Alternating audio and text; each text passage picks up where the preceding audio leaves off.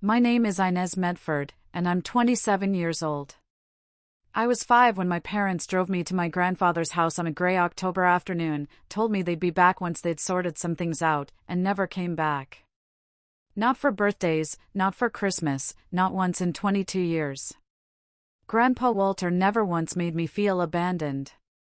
He raised me in that old 2-story house on Lark's Lane as if I were the reason the sun rose each morning. He taught me how to fix a leaky faucet, how to balance a checkbook, how to stand tall when someone tried to make me feel small. My sister, Deline, stayed behind with our parents. She got the version of them I never had: birthday parties, family vacations, an ordinary childhood. I got a lonely little girl's version of love from a widowed old man who smelled like pipe tobacco and peppermint. And somehow, that turned out to be the better deal. Grandpa got sick 2 years ago, pancreatic cancer, the kind that leaves no room for bargaining. I moved back into the house on Lark's Lane to care for him, sleeping in my old childhood bedroom, feeding him soup, reading him the newspaper because his eyes had grown too tired to focus on the print. In those final months, he began speaking differently, quieter, more deliberate, like a man finally tying up loose ends he'd avoided for years. "Inez," he said to me one night, his hand trembling as he set down his teacup. "When I'm gone, there's something in my study you need to find. Don't let anyone rush you out of this house. Not even your mother. Especially not your mother." I didn't understand what he meant. I only nodded and told him he wasn't going anywhere for a long time. We both knew that was a lie we needed to tell each other. He passed on a Tuesday morning in March, my hand in his, the birds just beginning to sing outside his window. I hadn't even finished crying before my phone started buzzing. My mother, Carol, calling for the first time in 8 months.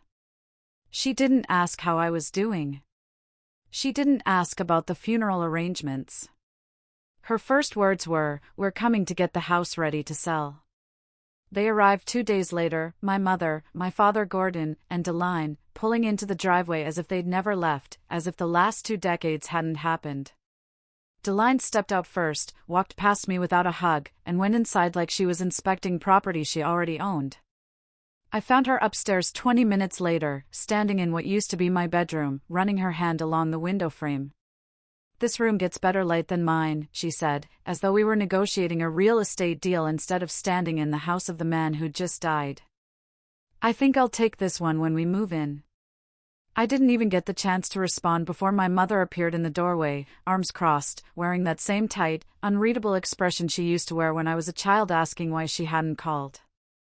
"Inez," she said, her voice flat and businesslike. "Pack your things.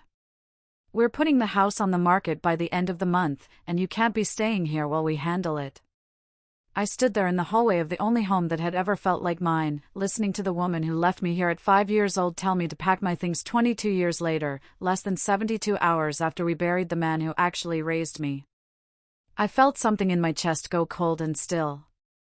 Not sadness. Something closer to clarity, because Grandpa's voice was still in my head. "Don't let anyone rush you out of this house. Not even your mother. Especially not your mother." So instead of arguing, instead of packing a single box, I walked down the hallway to his study, the room he'd kept locked for as long as I could remember.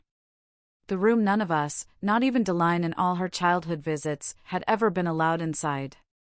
I'd found the key 3 nights earlier, tucked inside the pages of his old Bible, exactly where he'd told me it would be during one of our last conversations. My hand was steady as I slid it into the lock. My mother's voice trailed after me down the hall, sharp with irritation, demanding to know what I thought I was doing. I didn't answer. I turned the key. The lock clicked open with a sound louder than it should have been, as if the house itself had been holding its breath for 22 years, waiting for this exact moment. I pushed the study door open, and behind me, I heard my mother's footsteps stop cold in the hallway. And that's when everyone stopped smiling. The study smelled of old paper and cedar, untouched by anyone but Grandpa Walter himself. Sunlight cut through the blinds and thin gold stripes across his mahogany desk. And there, right in the center, sat a thick manila envelope with my name written across it in his familiar, shaky handwriting. My mother pushed past Aline into the doorway, her face tight with something between anger and confusion. "Inez, what is this? What are you doing in here?" she demanded. I didn't answer. I picked up the envelope, feeling its weight in my hands, and broke the seal. Inside was a will, not the one my mother had already filed with the courts 3 weeks earlier, the one that supposedly split the house evenly between her and her siblings, but a newer one, dated just 4 months prior, notarized and signed with Grandpa's unmistakable signature. Clipped to the front was a letter addressed to me. My hands trembled as I unfolded it, and I read it aloud, right there in front of them, because some part of me knew they needed to hear it in his words, not mine. "Inez," the letter began. "If you're reading this, I'm gone, and your mother has probably already tried to sell the house out from under you. I want you to know I saw everything. I saw her leave you here when you were 5 years old and never look back. I saw her call twice a year out of obligation, never out of love.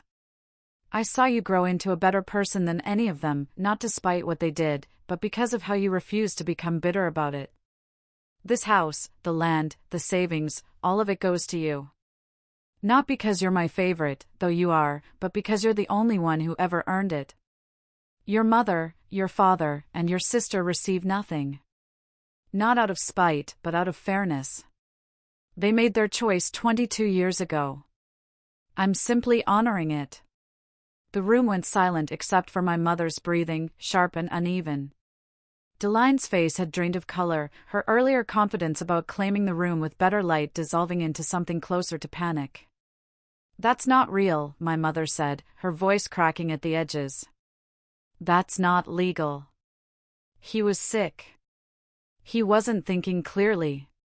"He was thinking more clearly than anyone in this house has in years," I said, surprised by how calm my own voice sounded, how steady, given how hard my heart was pounding against my ribs. I handed her the will and watched her eyes catch on the notary stamp, the witness signatures, the date. There was no denying it. Grandpa Walter had planned this for months, quietly, deliberately, the same way he'd taught me to do everything else in life. My father, who'd said maybe 10 words since arriving, finally spoke from the hallway, his voice tight.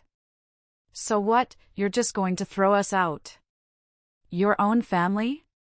And something about the word family coming out of his mouth, directed at me after everything, nearly made me laugh. "Almost. You threw yourselves out 22 years ago," I said. "I just watched Grandpa finish the job." My mother tried a different approach then, softening her voice, telling me we could figure something out, that surely I didn't want to be the kind of person who left her own mother without a roof over her head. But I had spent 2 years watching this man die slowly, feeding him, bathing him, holding his hand through nights when he was too afraid to sleep alone, while she'd send exactly one flower arrangement and a card that read "thinking of you," as though I were a coworker recovering from surgery. I didn't owe her softness. I didn't owe her anything at all. I asked them to leave. Not screaming, not crying, just quiet and final, the way Grandpa would have wanted it handled. Deline left first, brushing past me with tears in her eyes that felt more like frustration than grief. My father followed without another word, his jaw clenched tight enough to crack.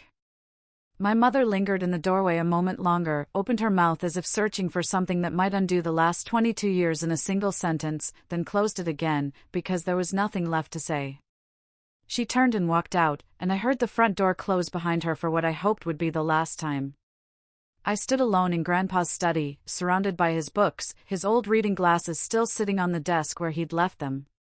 And for the first time since he passed, I let myself cry, not out of sadness, but out of something closer to relief.